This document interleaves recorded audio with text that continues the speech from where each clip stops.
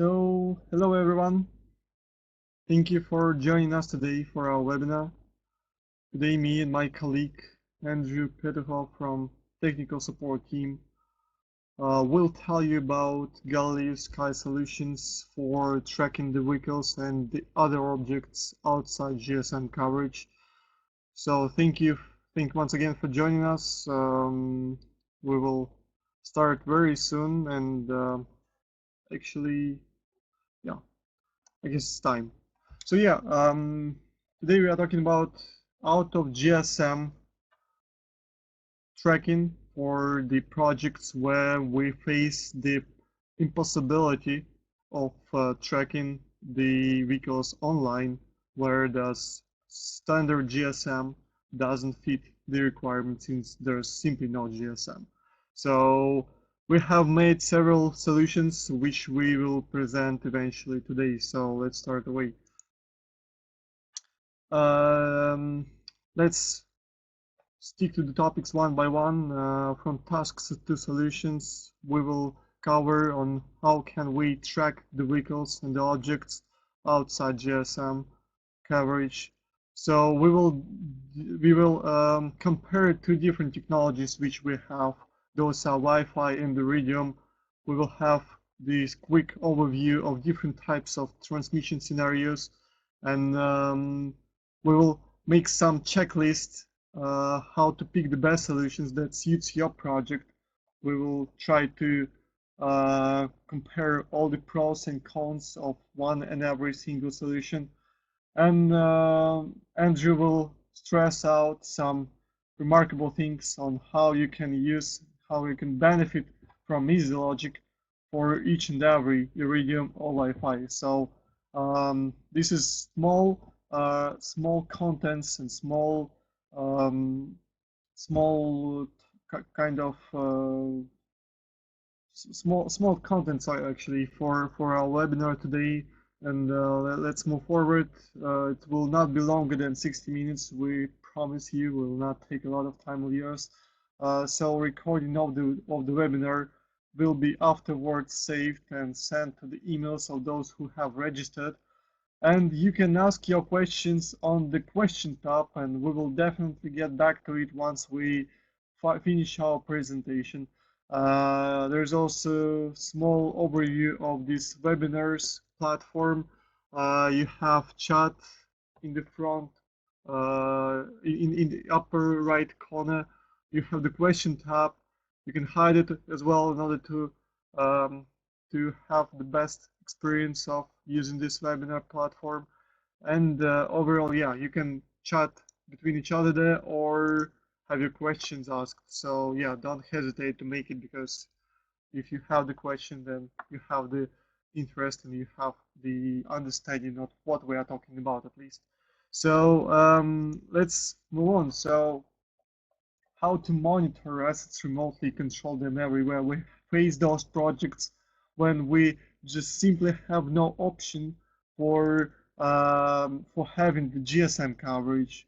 Such industries as harvesting, mine, oil and gas refineries, road building, agriculture, they are often facing the GSM lag, because the objects of the customer are moving very far away in the rural areas, and there is simply no GSM to track the vehicles online. So what we can do in this case, so here are several scenarios, and we will start away with comparing those two.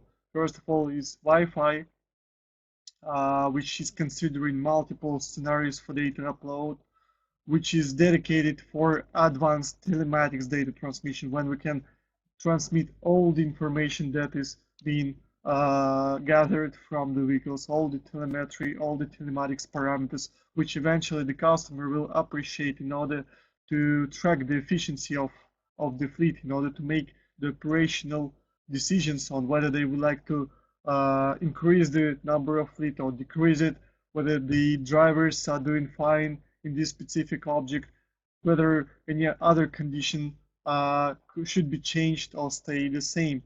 So, and at the same time, it's multifunctional, price-conscious solution, because it doesn't cost a lot.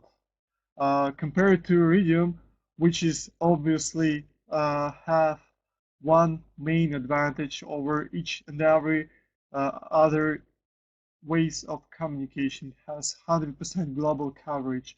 So no matter where the vehicle is, no matter what are the external conditions are, you will always have the opportunity to transmit the location of the vehicle. So it doesn't have any types of obstacles for you or a set conditions to know the vehicle is, to have the safe information about the safety of the driver and the vehicle. So those cases when it's crucial to have this information in the rural areas, Iridium will fit best. So let's start with Iridium probably, and there is the modification from our product line, which is Galileosky Baseblock Iridium. This is the new device which has dual capability of sending information both in GSM and Iridium. Overall, the technical specification of the device are displayed on the screen. I will not stick a lot of attention to it, but the main thing about it is it has easy logic technology and can scanner tool, which are one of two remarkable features and quite unique features of all Galileosky devices. So being the hybrid device, which means GSM plus Iridium, the device has the main scenario when it always tries to connect to the server via GSM. Only if it fails due to the period which you would set before at the configuration stage, the device um, will connect to Iridium servers and transmit to the Iridium satellites, I mean, and transmit one point over it. So then again, it tries to connect over GSM all the time. Only if it fails due to some period set, it transmits the point over Iridium. So the mostly frequently asked question about the Iridium and satellite communication is how much does it cost? It's quite challenging to calculate. I should mention beforehand because there are um, a lot of different things that will eventually affect the cost. But just the simple and the most like straightforward example of how you can calculate the traffic expenses, the Iridium traffic expenses to be precise. It is displayed on the web on the presentation on this slide. So, for example, if we have the task when we have the vehicle which is working 24/7 outside GSM coverage, the customer wants it to upload the information at least once in a half hour over Iridium or at any type of communication, but keeping in mind that we don't have GSM, it should be only Iridium. So, and we can only trigger the message which should be out of sequence once the alarm button is pushed. So here it comes the simplest calculation that it could happen. Um, for example, yeah, keep in mind that it should be twice an hour. We have 48 locations per day, per 24 hours, obviously. So having 30 days in the month, we can calculate how many locations the device will update in a month with this specific configuration. And keeping in mind the minimum size of the message is 10 bytes, and it is actually one very remarkable development of our team, which has reduced the traffic spent for Iridium devices. So the minimum message, which already includes location, date, and time, and the alarm button is only 10 bytes. So by multiplying all these figures, we will have 14,000, around 14,000 bytes. Having this number, you can get the request to the Iridium provider or to Iridium SBD provider, to be precise, which is actually the service for messages exchange, short burst messages, it's called, short burst data, it's called. So having this number calculated, you can send the request to one of your local Iridium providers uh, to calculate the eventual monthly subscription and traffic costs. So all in all, it depends on how much the traffic the device will spend, on how often will it send the data, what data would be sent to the monitoring software eventually, and what kind of and how often would it be outside GSM coverage. Those are four main parameters which will eventually give you the result on how much the traffic would be spent. So, but then again, since it's the communication method, it still should be paid, and it's you should request the Iridium provider for the price of the specific calculation you will make by yourself. So in case you need any other calculation, in case you need to, if you have some specific project which we should calculate from our side, if you need our recommendation on how to choose the Iridium provider, you can send us the request afterwards and we can discuss it individually.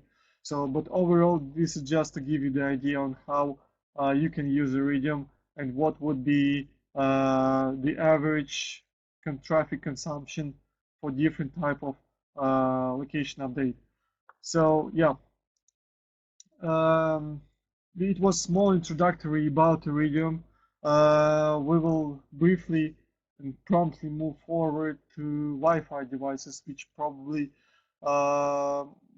would be more of interest for some of you, for those who have the projects where it is essential to have the entire telematics data to be transmitted to the platform, no matter if it is being outside GSM coverage, at least to have the reports afterwards, at least to have some operational decision made so the customer will benefit from it. So there are two main modifications in our product line, which has Wi-Fi module on board. Those are as well GSM devices, but they are also Wi-Fi. So not, for example, when the customer doesn't have GSM coverage inside, they can use Wi-Fi. So the brief technical characteristics are there. So the same kind of scanner, the same easy logic as mentioned on Baseblock Iridium. So, but what are the most remarkable things about Wi-Fi devices are the scenarios on how can you upload the data. Obviously, being outside GSM, not having the Wi-Fi connection, the device will store the data in the internal memory. And the question is, how will you upload this information to the monitoring platform? So what should be the way of the device to connect over Wi-Fi or to connect anyway to the server in order to transmit the data? And there are three main scenarios which we are presenting. So the first scenario, it could be deployed on the sites where there is stationary Wi-Fi network. So for example, the mine having Wi-Fi network in the field, or the field agricultural field having the Wi-Fi there. So, or any other actually object which is able to have Wi-Fi network on some limited area. So it's quite simple. So the device doesn't just doesn't wait actually for connection. It sends data directly to the Wi-Fi network, and over Wi-Fi the data comes to the monitoring platform.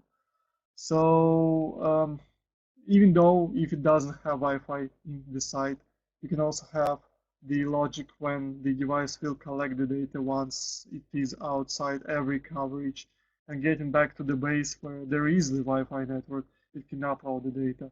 The reach between the device and the receiver point might be as much as 20-25 meters on average, but I know the projects where our customers reached the length and the distance of 100 meters. Eventually depends on the Wi-Fi router they use and the transparency, radio transparency of the site. So yeah, the main scenario is when the data is transmitted to the monitoring server when vehicles go out of the base and come back to it. So this is the idea. It's quite understandable, quite easy, but there are a few other scenarios which could be described probably more precisely.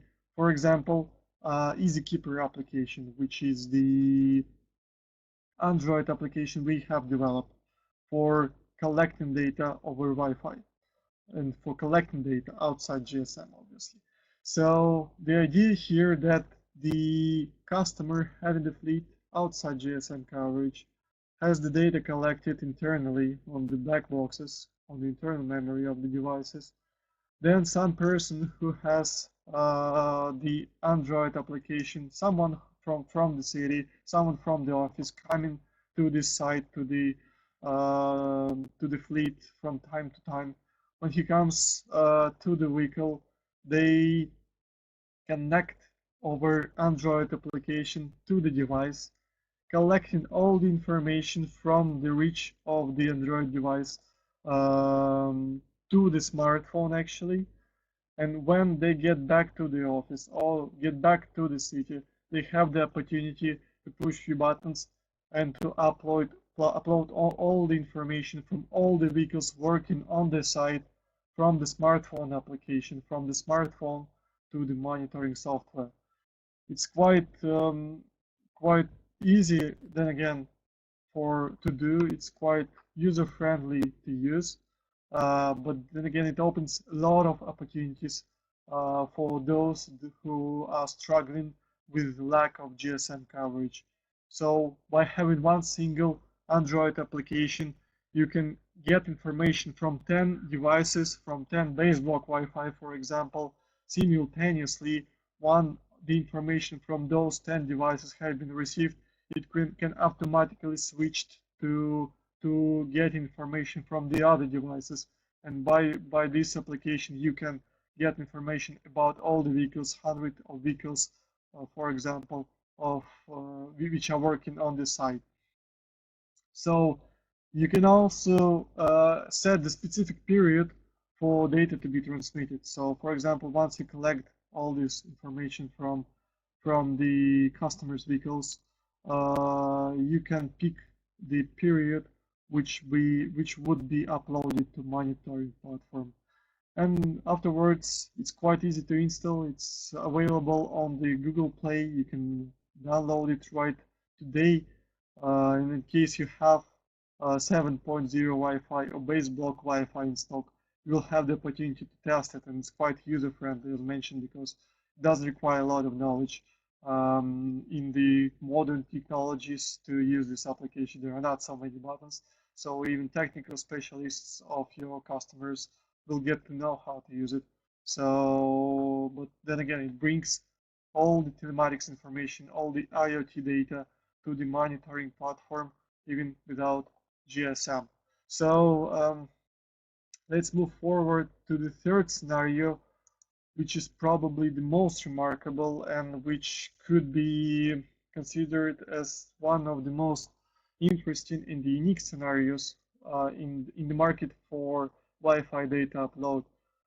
Recently, we have developed the modification which is called Baseblock Hub. It's quite identical to Baseblock Wi-Fi with one main and quite large difference. It has the capability not only to store information and upload it over Wi-Fi, but it also has the capability to collect data over Wi-Fi.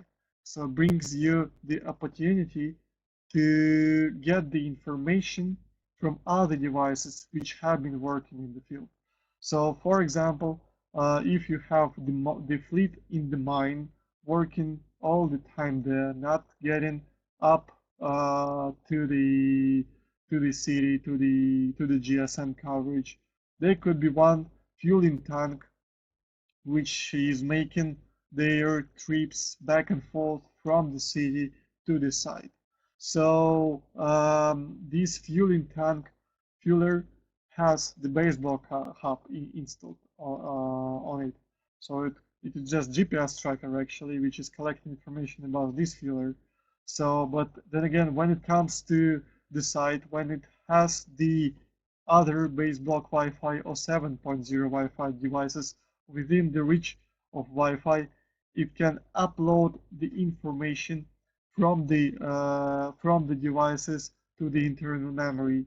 So once it has fuel, once it is fueling the vehicle, it has the opportunity to get the telematics data.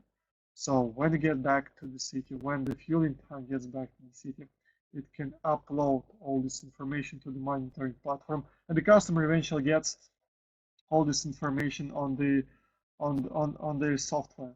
So they have the opportunity to build the reports, to have the knowledge about what was the distance covered by each specific vehicle, what was the engine hours, what was the fuel consumption, whether there were fuel drownings or whatever else.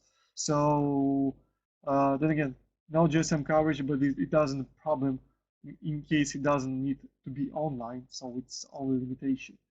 So there are a few things to be mentioned. The reach between the devices might be as much as 80 meters. This is again the distance that was tested already by our partners in their projects, and this solution is very popular in here.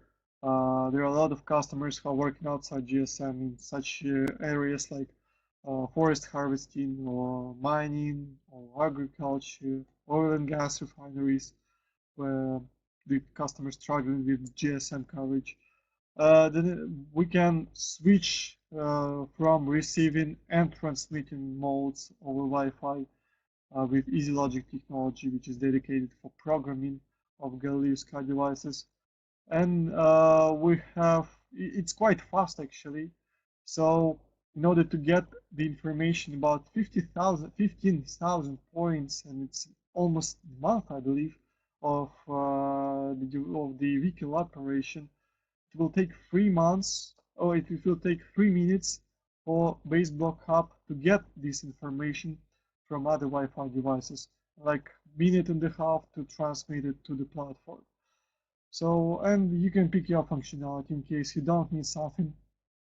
You don't, if in case you have some excessive functionality, if you have some interfaces which should not be used.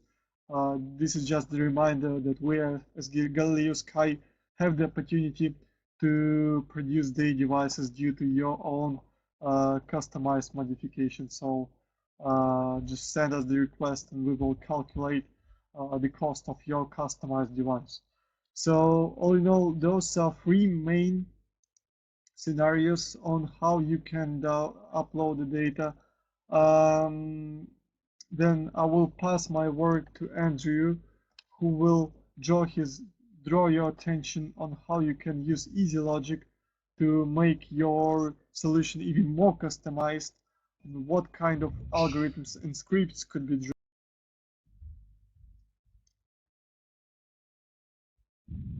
Yes, thank you very much, Maxim, for your part and for introduction. Please, again, let's check the sound, if everyone can hear me well, if the connection is good. Okay, I see that everything is fine. Okay, so let me just explain a bit about what is going to happen now. I would like now to show you in real time how to create an algorithm that allows to do one of the three points that you see on screen. So either how to set automatic switching between different modes of receiving data and transmitting it to the server for Galileosky Baseblock Wi-Fi hub, or how to set automatic sending of the data via satellite channel, Iridium channel, depending on certain specific conditions, for example, fuel loss, fuel theft. And last one is how to set automatic switching between different Wi-Fi networks depending on the geofence. So please, if you have any preferences, please choose one option. Just write a number from 1 to 3, depending on what you want to see in the comment section now, in the chat. Otherwise, I will simply pick one of my choice. So, does anybody have any preferences?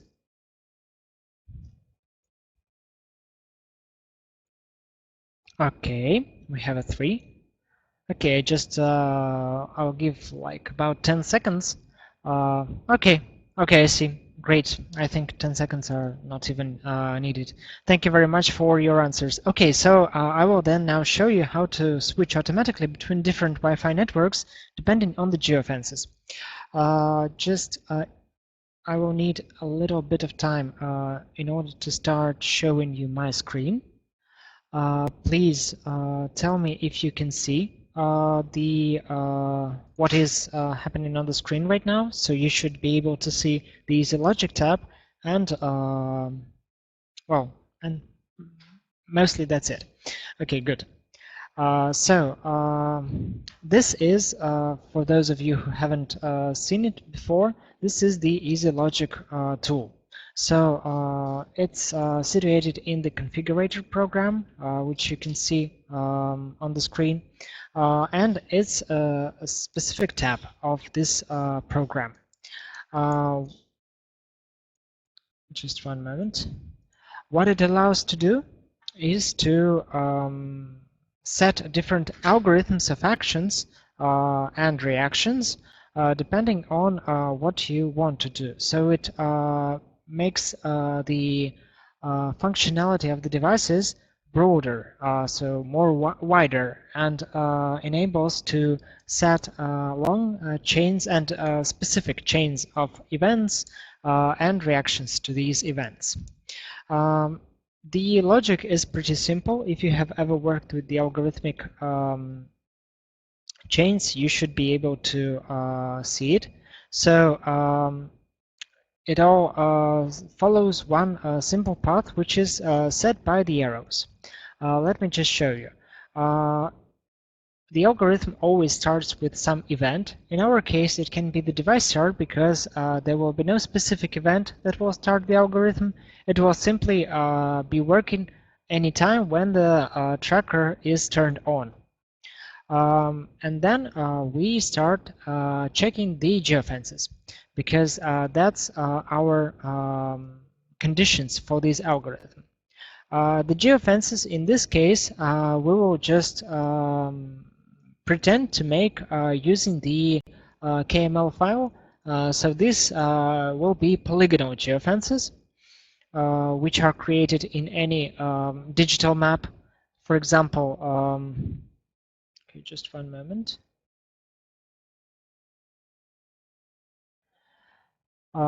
In any digital map, for example, Wialon or Google Earth, or Google Maps, or Yandex Maps, and so on. So there are different digital maps. Most of them support drawing geofences and extracting them using the the export function into KML format. In this case, you can simply write this file, KML file, into microSD card, insert it into the device, and in Easy Logic, they will be shown in the navigation geofence section. Well, they will not be shown, but they will be able to. We will be able to work with them. So here, for example, we will check geofences 1, 2, and 3 because they are always enumerated starting from 1, depending on their order in the KML file. So in the list of geofences. Let's pretend that in each of these geofences there is a Wi-Fi network, and the settings for this network are different, which means that the tracker should be using different settings of Wi-Fi access point in order to connect to Wi-Fi in each of these geofences. So how is the actual chain of events created? Each element has this little circle that we can expand, click and then expand to the next element. This is the arrow that shows the direction of the algorithm, which means that after the device is started, we start checking if our current geofence in which the tracker is inside is equal to 1. So is number 1 in geofence number 1. The condition, as you can see, have different circles, not one, because condition means that it can be true, which means that we are in geofence 1, or it can be false, which means that we are not in geofence 1. So we use the false arrows to check if we are in any of these three geofences. In case we're not in any of them, we will create a delay element which simply does nothing for a certain period of time. In this case, I set 1 second or 1000 milliseconds. It's the same. So if we are not in any of the geofences, we'll wait for 1 second and then start checking again. So we have created our first loop, our first cycle of work. But now we need to set the reaction if we are inside any of the geofences. For that, we will use the element which is called, just one moment, set Wi-Fi network. It's the last here. So for each of these three geofences, we will use the unique unique element of set Wi-Fi network. And in case you're in geofence 1, just let me do it a bit bigger. In case we're in geofence 1, we set Wi-Fi network. Well, let's call it net 1, which has authentication type WPA and password, the same password. Mode is client. Here, well, mode means if the tracker will work connecting to the existing access point, which is client mode, or creating its own access point, which is possible only if you are using a Galileosky Baseblock Wi-Fi hub. Other trackers are not able to become access points, but EasyLogic allows you to create algorithm not depending on one specific tracker. It allows to work with different types of trackers. So in the EasyLogic tab, you can see this choice. But in fact, if you are using simple tracker with support of connection to Wi-Fi only, existing Wi-Fi, you should always pick client mode. So here we set full network for geofence 1. When the tracker understands that it's in geofence 1, it applies these settings to the Wi-Fi access point, which can be found. No, I'm sorry. Here I do not have a tracker which supports Wi-Fi, but it should be here. When you're working with a tracker that supports Wi-Fi, there is a special window for Wi-Fi settings. And it will apply these settings to the Wi-Fi part. After that, we wait, for example, for 10 seconds. So just not to turn it on and off all the time. We can even wait for a whole minute, which is 60,000 seconds. And then go back to checking if we are still in the first geofence, because otherwise we will just be checking the other geofences. If we are not in the first geofence but we are in the second, we in the same way set the geofence settings for geofence Wi-Fi settings for geofence 2. Here the authentication type might be different. So the password would also do the same, and here we always select client. And here we can again go to this, so we can make it a general element basically, because from here we will always go to the same place. We will always go to checking if we are in geofence 1. Because if we are in geofence 2, we apply the Wi-Fi settings, we wait for 1 minute, we check if we're geofence 1, we're not. We go to geofence 2, and here we again apply the settings. So basically nothing changes. We can make one general element for all three sets of settings. And here we set settings of geofence, of Wi-Fi setting, Wi-Fi network for geofence number 3. Here it can be even open type, so there is no password. I don't set it at all. And we simply go here. So this actually is a working and algorithm that can be applied for your projects. Of course, it means that you use polygonal geofences created by KML. If you want to learn more about how to work with these polygonal geofences, you can check out our YouTube channel where we have corresponding video which covers this material. We'll give you the link in the chat section in a couple of minutes. We check each of the geofences, and if we are in any of the geofence, we will apply the settings for Wi-Fi network according to this geofence. So if you need to have a more applicable picture, just pretend that you have a vehicle which drives in a area with no GSM coverage, and it consequently drives between 3 different posts in the forest which have Wi-Fi access points there.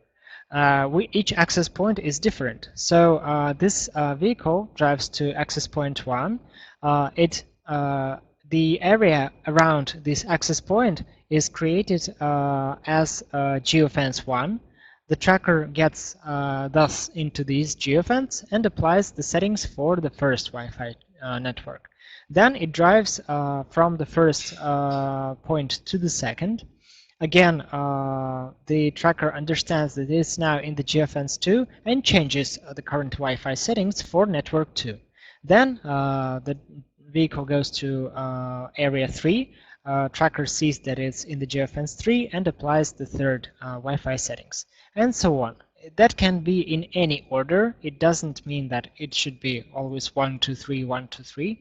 So the tracker checks each and every geofence. So it can even always be only number 3 and only from time to time geofence 2 or 1.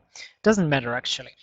But the general idea is that EasyLogic, though very wide tool which gives a lot of possibilities, can make the functionality wider by this little small and accurate algorithm. So that's basically all that I wanted to tell you on the third point. If you have any questions on this, or if you have any questions on our webinar in general, you are free and you are welcome to ask them in the question sections or on the upper side of your screen. And thank you very much for your attention. Yeah, thank you, Andrew. Thank you, everyone.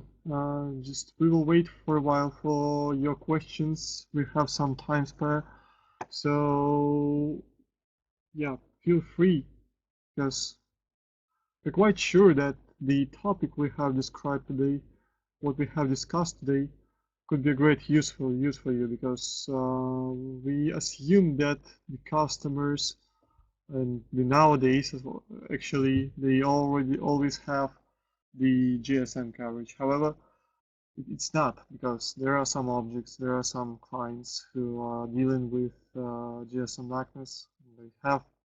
They might have Wi-Fi in the site, or they might not have it, and this is why we have several technologies in order to meet their needs, in order to meet their requirements. So just keep in mind that it happens not only in Russia but anywhere in the world. So yeah, if you have any questions, thoughts, please feel free to write us. The question was from Federico Costo. Is it possible? Okay, I can see, yes, one. Yes, I was going to answer that. Is it possible to handle these operations without using geofences? Well, yes, of course. There are different conditions. I just chose to show it on the example of geofences. You can actually, well, first of all, you don't have to use polygonal geofences. You can also set these areas in the EasyLogic directly using the coordinates. Okay, I can even, since we have some time for that, I can even show you how it's done. Just Well, one moment. I guess the idea not about So geofences. See, the geofences is probably the most convenient way okay, for switching between the Wi-Fi okay, networks. okay. You can also use Yeah, but different. apart from that, you can also use a different timeline, so time of the day. For example, if you know that the driver will be in the evening in one place and in the morning in another, there is the possibility to switch for one time to one network and for other time to other network. So that's also quite possible. So yeah, but here's the situation Mm. when the vehicles are moving inside a tunnel for a quite extensive time and there is no GPS, obviously. What can we do in this case? So, Uh, for example, okay, I have in so mind, yeah, let me share my idea, then you will share yours, Andrew. So I have idea. So, for example, yeah, it's not automatic, but for example, we can have the button connected to one of the inputs. So the driver will have to push the button once when it's reached certain point. It's not automatic, but still it could be done. But what is more into my mind is having some UHF or RFID readers installed and some RFID tags inside the tunnel. So, for example, when the vehicle is coming to this tag and it is within the reach, it can be scanned. So we have some certain I button tag inside of the device, and it will eventually lead um, to the switching in in the Wi-Fi settings. So, but Andrew, if you have any other ways of how can we use it without having geofences, please go ahead. Oh, yes, you actually covered it quite all right and sufficiently. We can use any external signals for the tracker to switch between different settings in the Easy Logic. So it can be a button, it could be a I button key or RFID card. It can be some more sophisticated device working via digital interface.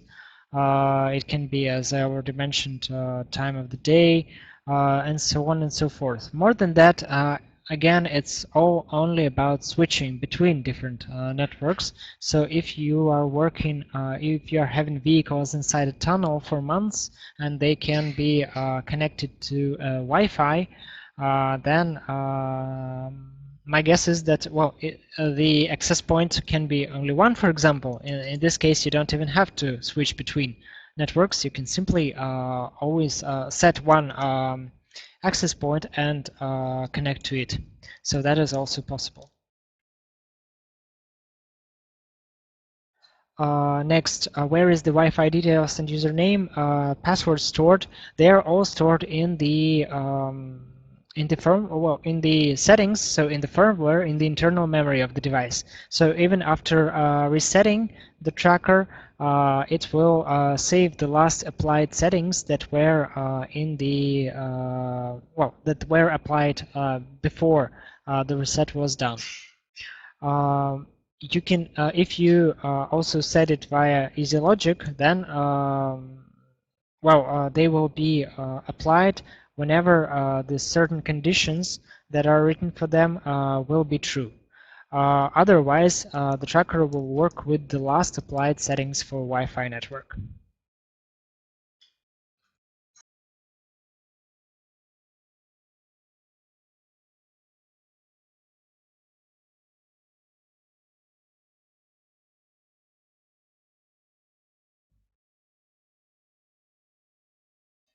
All right. Any other questions left?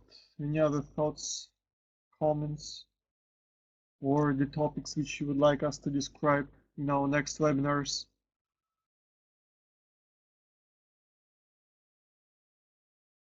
All right. Anyway, thank you then for joining us today. Thank you. I see one question.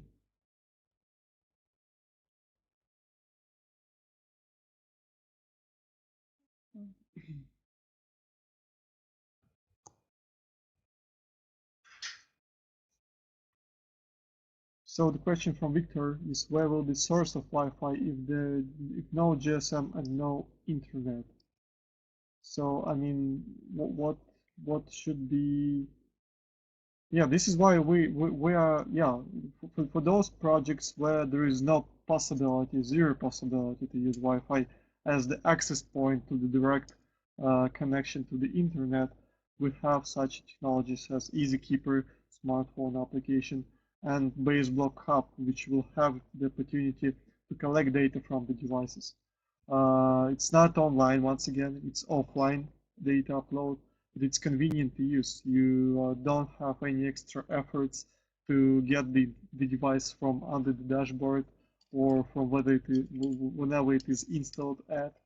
You just have to come to the vehicle or bring the other device to the vehicle to collect all this information, and then when getting back to the coverage, to upload everything to the monitoring platform. So the idea behind that, we cannot be safe on having any connection, but when we have this situation, we know how to deal with it.